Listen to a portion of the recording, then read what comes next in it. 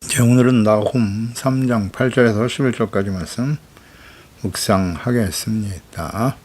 3장 8절에서 11절까지 말씀했습니다. 내가 어찌 노아의 몸보다 낫겠느냐. 그는 강들 사이에 있으므로 물이 돌렸으니 바다가 성로가 되었고 바다가 방어벽이 되었으며 구스와 애굽은 그의 힘이 강하여 끝이 없었고 붓과 룸이 그를 돕는 자가 되었으나 그가 포로가 되어 사로잡혀갔고 그의 어린 아이들은 모퉁이에 매어 침을 당하여 부서졌으며 그의 존귀한 자들은 제비 뽑혀 나뉘었고 그의 모든 권세자들은 사슬에 결박되었나니 너도 술에 취하여 숨으리라. 너도 원수들 때문에 피난처를 찾으리라. 아멘.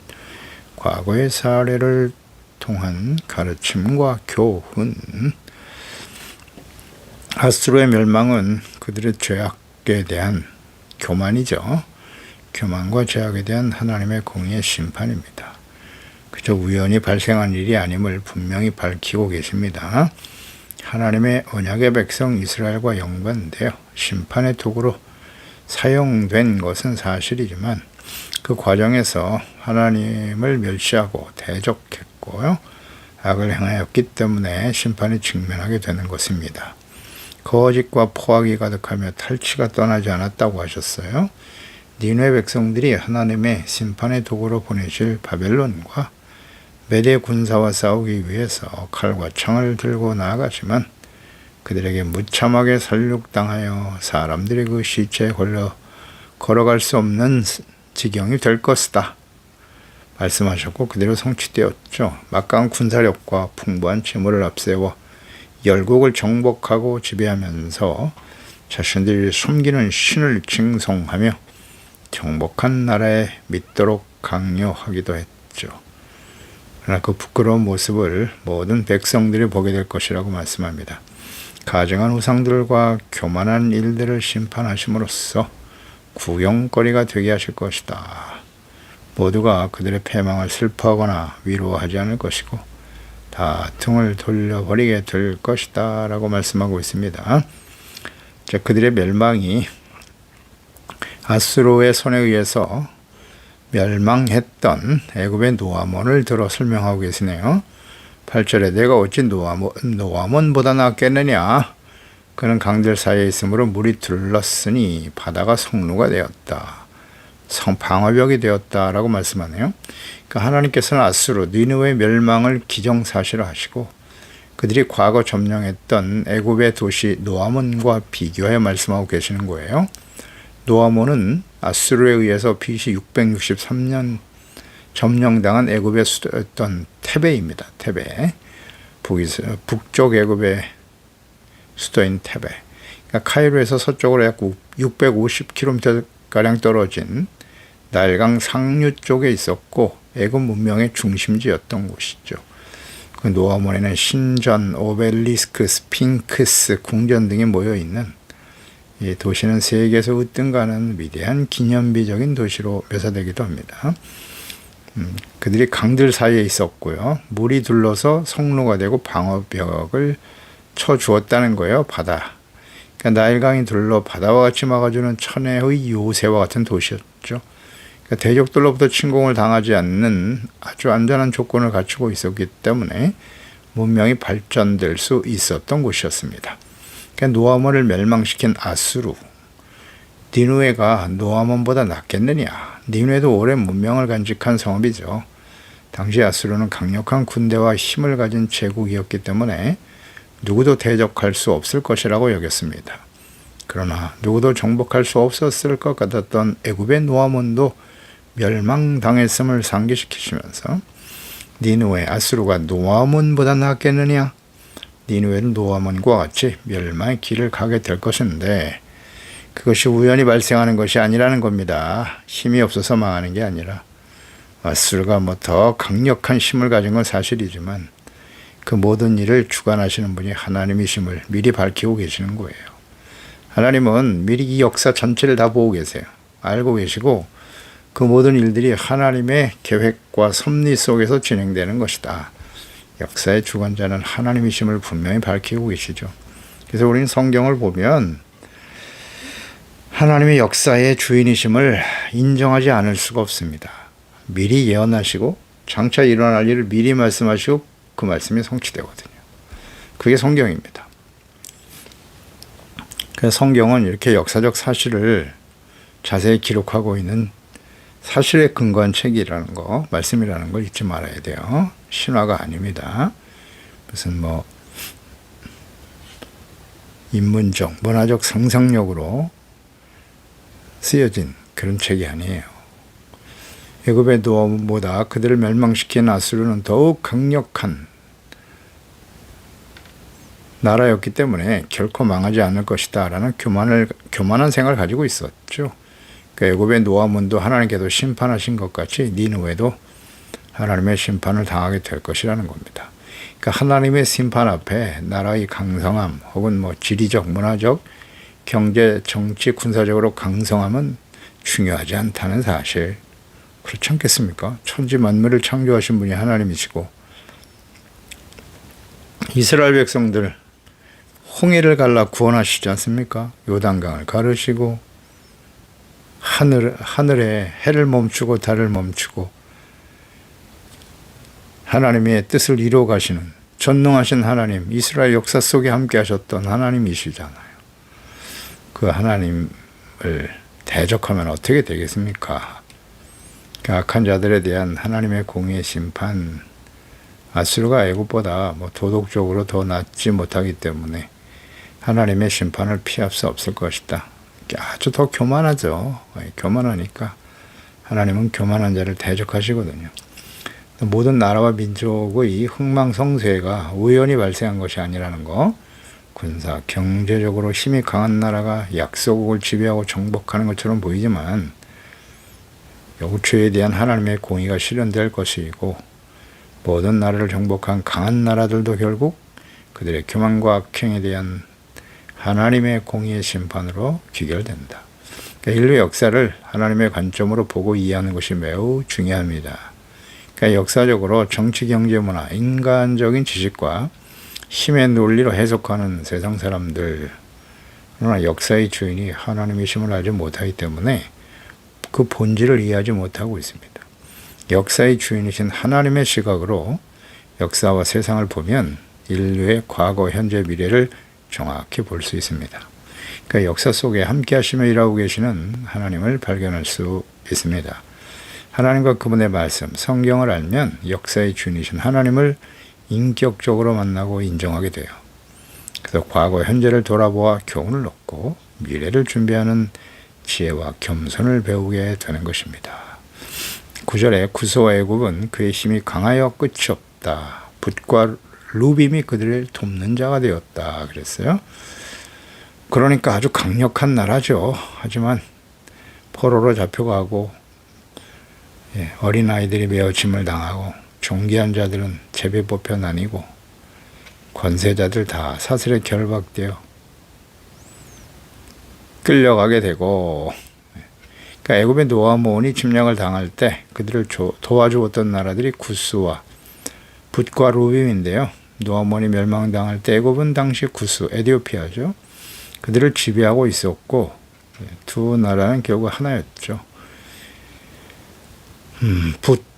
붓은 민족들의 그 족보에 보면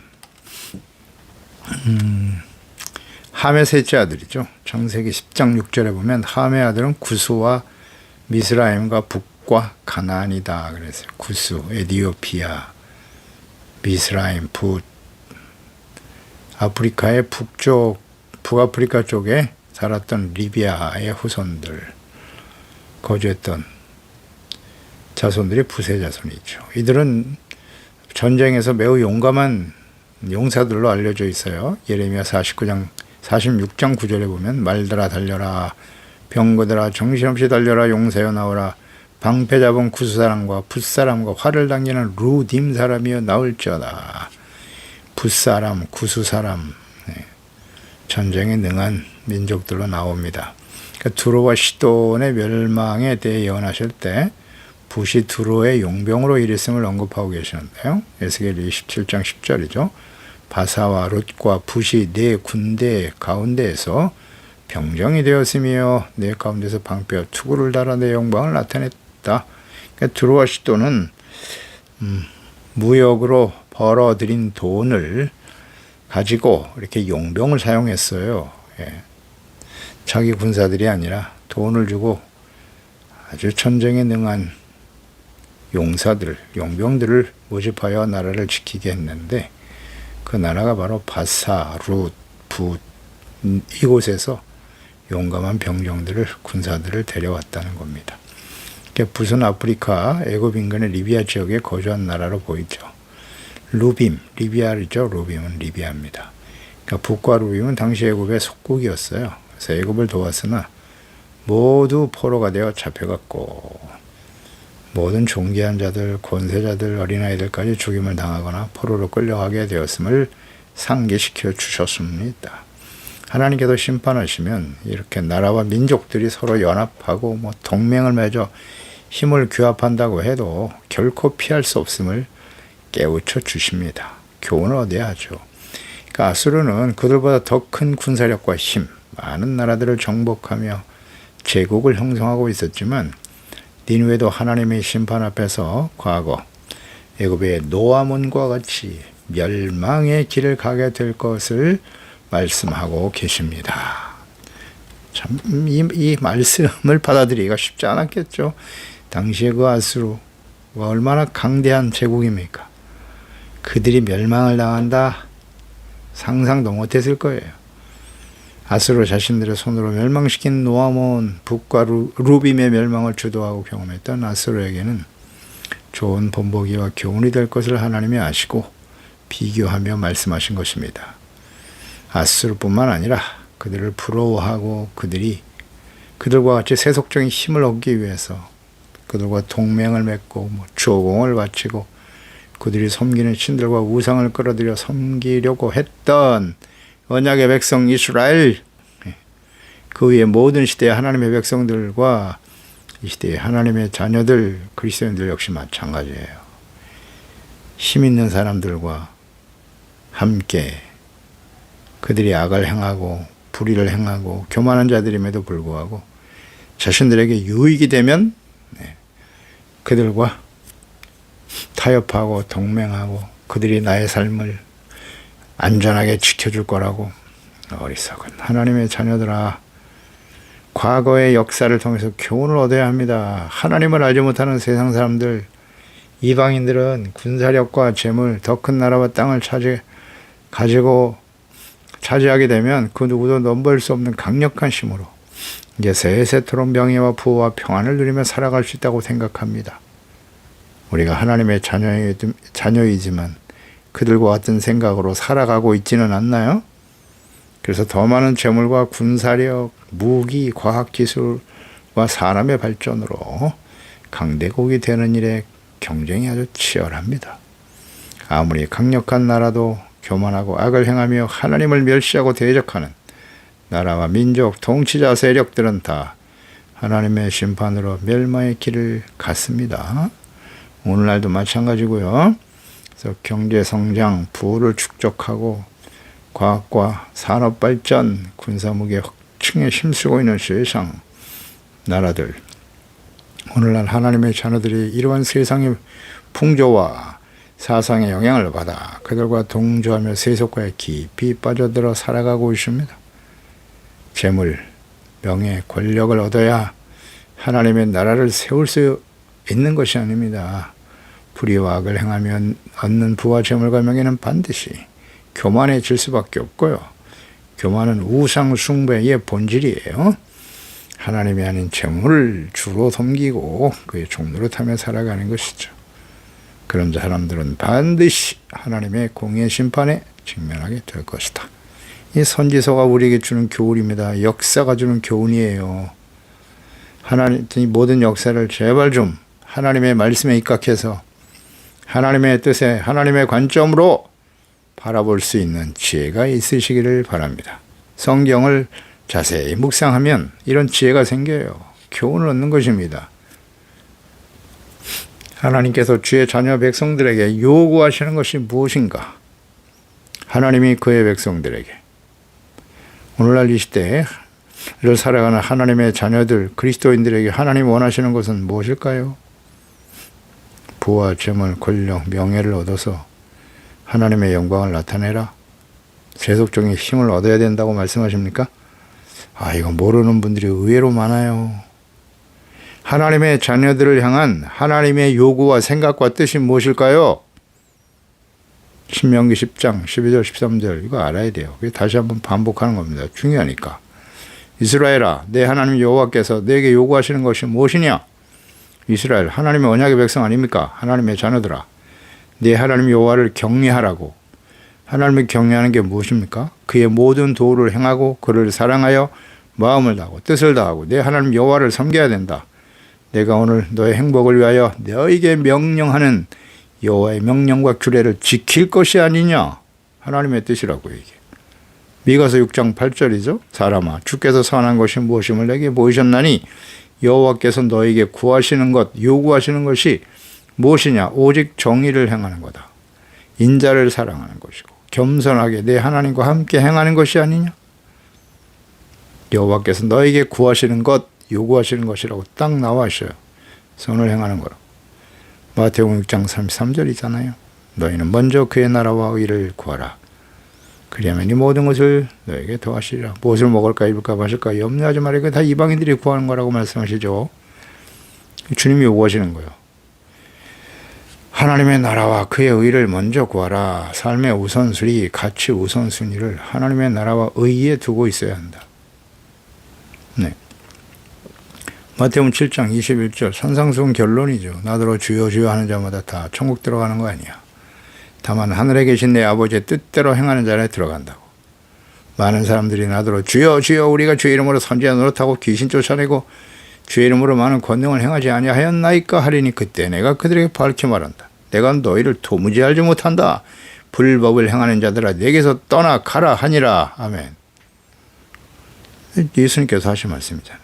불법을 행하고 주의 이름으로 귀신 쫓아내고 목사가 되고 무슨 재직이 되고 대단한 업적을 세우고 그런데 불법을 행하고 있어요? 주님이 모른다고 하시잖아요.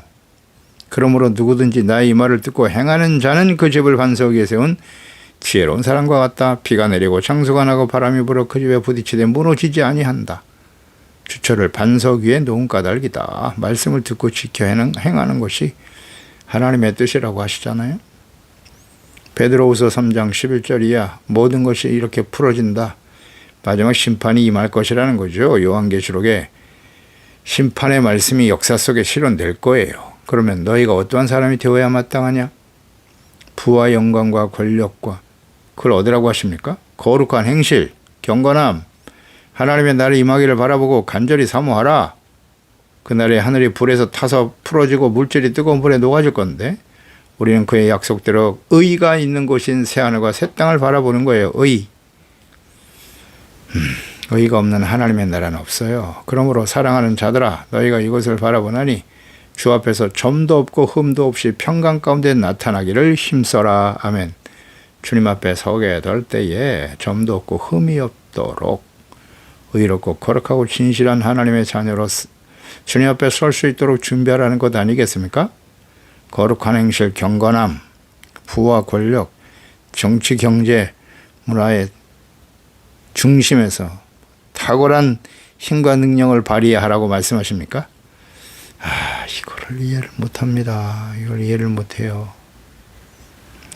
하나님의 나라와 일을 먼저 구하면 모든 것을 더해 주신다고 하셨는데 우선순위가 바뀌어 있어요. 불법을 행하고 불의한 자들과 함께 해서라도 권력을 잡고 출세하고 성공하고 부를 얻으면 그게 하나님의 영광이 된다고. 그것이 하나님의 나라를 위한 것입니까? 이거 참 하나님의 말씀을 이렇게 모르니. 그래서 이 마지막 때는 거짓 선지자들을 조심해야 되는 거예요. 거짓이 난무하죠. 하나님의 뜻이 이렇게 정확하게 나와 있는데 거룩함, 경건함의 의미 자체도 몰라. 경건의 모양은 있는데 경건의 능력은 부인하는 자다. 경건의 능력이 무엇입니까 도대체? 의가 없는 곳에는 기쁨도 없고 평안도 없어요. 의가 무엇입니까? 세상에서 말하는 정의, 사람들의 기준에 따라 이리저리 바뀌는 정의, 정의의 기준은 하나님의 말씀이에요. 하나님의 말씀과 뜻을 따르는 것이 의입니다. 그러나 그 하나님 말씀 앞에 온전히 거룩하고 완전히 말씀을 지켜 의에 이를 수 있는 사람은 없다는 거 아니에요. 그래서 하나님의 아들이 십자가에서 못 박혀 죽으심으로써 속죄 제물이 되어 죄를 용서해 주시고 그 이후에는 어떻게 해야 돼요? 기록된 말씀 앞에 하나님의 말씀 앞에서 자신의 죄를 깨닫고 회개하고 용서받는 의잖아요. 계속돼야 되는 거예요. 하나님의 말씀 앞에서 자신의 잘못을 깨닫는 겁니다. 그래서 예배가 필요한 거고 기도, 그래서 교회와 성전이 필요한 것이죠. 가서 죄를 깨닫고 말씀 듣고, 말씀이 없으면 죄도 없어요. 말씀을 모르는 사람이 의의가 무엇인지 알까요? 하나님의 말씀을 모르면 어떻게 된다고요? 자신의 생각이 옳다고 여기는 대로 사는 거예요, 그냥. 자기가 말하면 다 정의가 되는 거고. 이게 세상 사람들 아닙니까? 하나님의 자녀가 어찌 그럴 수가 있어요? 하나님의 말씀을 모르는데 어떻게 의로운 삶을 산단 말이에요? 완벽한 사람은 없다니까요. 율법이 의의 기준이에요. 하나님의 말씀이. 거기에 비춰진 우리의 죄를 깨닫고 회개하고 돌이켜 용서받는 의만 있는 거예요. 이제 예수 그리스도로 믿음으로 우리가 의롭다함을 얻었다. 그 순간 과거에 있었던 우리의 모든 죄가 용서받은 거 사실이죠. 진실한 회개가 있어야죠. 물론 회개가 없는데 용서가 있을 수 있나? 그 다음에 이후에 구원받은 이후에 어떻게 살아야 되느냐는 거잖아요. 어떤 사람이 되어야 마땅하냐? 근데 여기에 관심이 없어요. 하나님의 말씀을 가까이 하지 않아요. 말씀을 들어도 가르치는 자들도 마찬가지고 그냥 듣기 좋은 소리만 계속 하는 거예요. 축복받아라. 긍정적인 생각을 가져라. 승리하라. 이길 것이다. 세상에서 부와 권력의 중심에 사는 것이 축복이라고 계속 말하고 있잖아요. 얼마나 듣기 좋은 소리예요. 회개라는 말 잘 안 듣죠. 이스라엘 백성들이 왜 망했습니까? 성경을 보고 역사적으로 교훈을 얻어야죠. 왜 하나님의 영원한 언약의 백성인데 이방인들의 짓밟히고 로마에서 멸망하다 하고 2000년 동안 난민이 되어 살아가나요? 그 무슨 뜻이에요, 그게? 하나님의 힘이 없습니까? 의를 상실한, 거룩함을 상실해버린 하나님의 백성들은, 정체성과 사명을 상실한 하나님의 자녀들은 힘이 없어요. 세상의 존재 의미 자체가 없어지는 거예요. 복의 근원이 되어야 할 사람들인데. 디모데전서 6장 6절 자족하는 마음이 있으면 경건은 큰 이익이 된다. 우리가 세상에 아무것도 가지고 온 것이 없음에 또한 아무것도 가지고 가지 못한다. 공수래 공수가. 우리가 먹을 것과 입을 것이 있은즉 족한 줄로 알 것이다. 부하려 하는 자들은 시험과 올무와 여러 가지 어리석고 해로운 욕심에 떨어진다. 그 사람으로 파멸과 멸망에 빠지게 하는 것이다. 무엇이요? 부하려고 하는 사람들이. 진리의 말씀 아닌가요? 나는 아니라고요? 이 말씀은 모릅니까? 돈을 사랑하며 일만하게 뿌리가 되나니 이것을 탐내는 자들은 미혹을 받아 믿음에서 떠난다고. 이 탐내는 자들이 누구예요? 믿고 구원받은 하나님의 자녀들이란 뜻이잖아요. 믿음에서 떠난다예요. 많은 근심으로 자기를 찔러도다. 오직 너 하나님의 사람아. 누굽니까? 예수 그리스도를 믿고 구원받은 하나님의 자녀들이잖아요. 이것들을 피하라고 하시잖아요. 의와 경건, 믿음과 사랑, 인내와 온유를 따르고 믿음의 선한 싸움을 싸우라. 영생을 취하라. 이를 위하여 내가 부르심을 받았고, 부르심의 목적, 이거 모릅니까? 이 말씀이 이렇게 명쾌한데. 많은 증인들 앞에서 선한 증언을 하였도다. 아멘. 분명히 말씀하잖아요. 어떻게 해야 하나님 앞에, 하나님이 우리를 구원하시고 부르신 목적이 뭐예요? 세상의 부자가 되고 명예와 권력을 얻으라고요? 예수님이 그러기 위해서 이 땅에 오셨습니까? 이거 참. 십자가 지기 위해서 오신 거예요. 예수님 말씀하시잖아요. 너희가 나를 따르려면 날마다 자기를 버리고 십자가 지고 나를 따르라고 하시잖아요.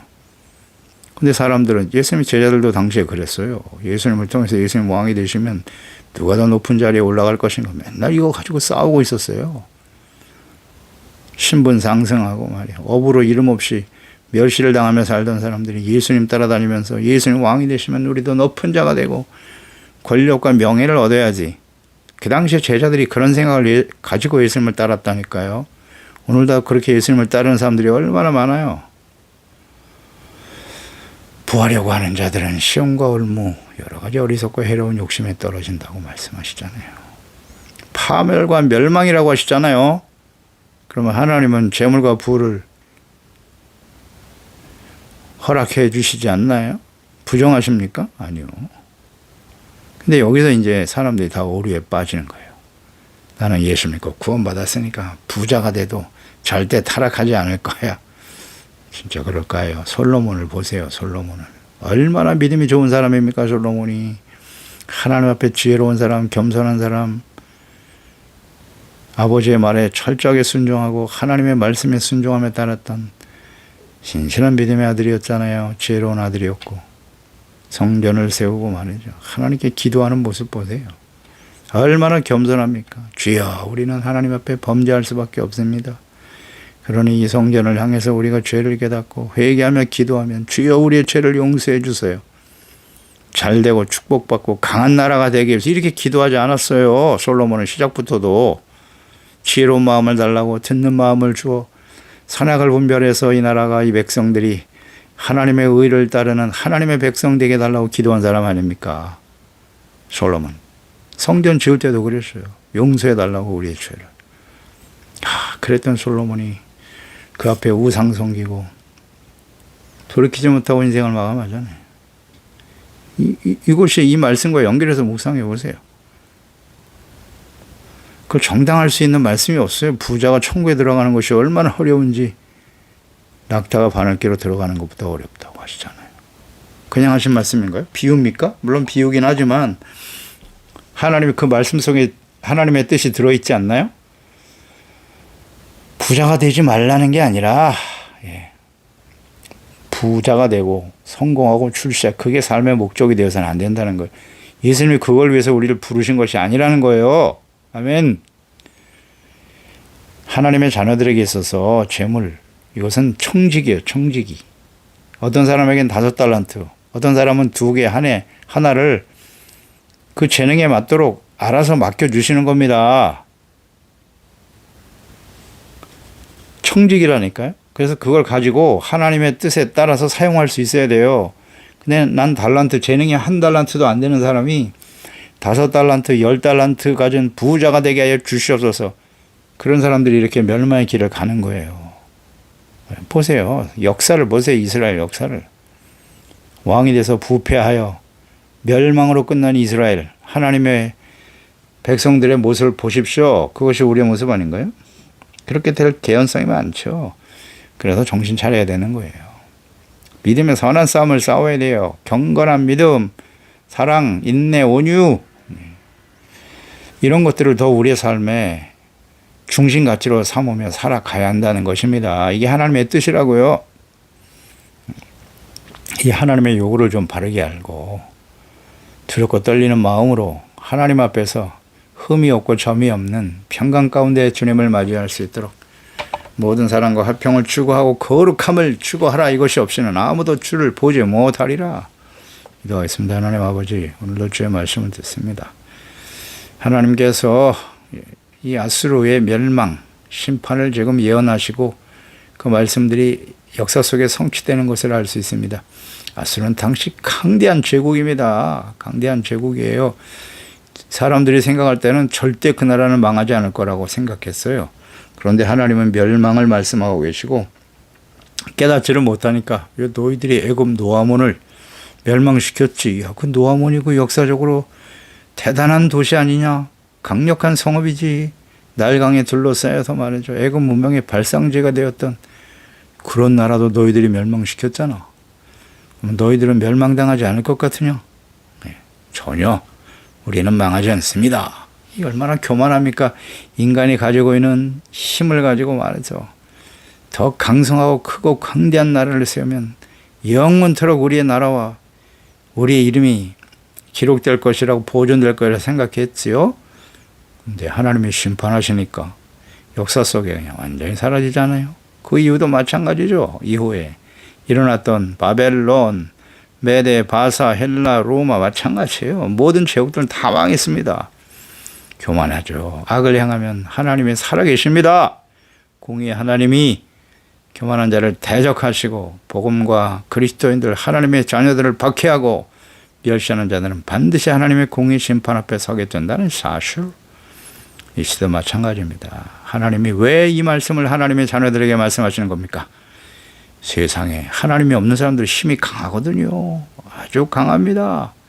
그들은 결코 망할 것 같지 않아요. 그러나 하나님께서 반드시 멸망시킬 것이니 그들과 부하내종하지 말아라. 불의와 타협하고 악을 행하며 그들의 삶을 본받고 따르지 말라고 경고하시는 것 아니겠습니까? 주여, 그러하오니 저희들이 하나님이 부르신 목적이 분명합니다. 하나님 앞에 의와 경건, 믿음과 사랑, 인내와 온유를 따르고 하나님 앞에 믿음의 선한 싸움을 싸워 영원한 영생을 취하는, 이것이 우리를 부르신 하나님의 목적과 뜻임을 잊지 말고 선한 증언으로서 살아가는 진실한 하나님의 자녀들이 되게 하소서. 예수님의 이름으로 기도드리옵나이다. 아멘.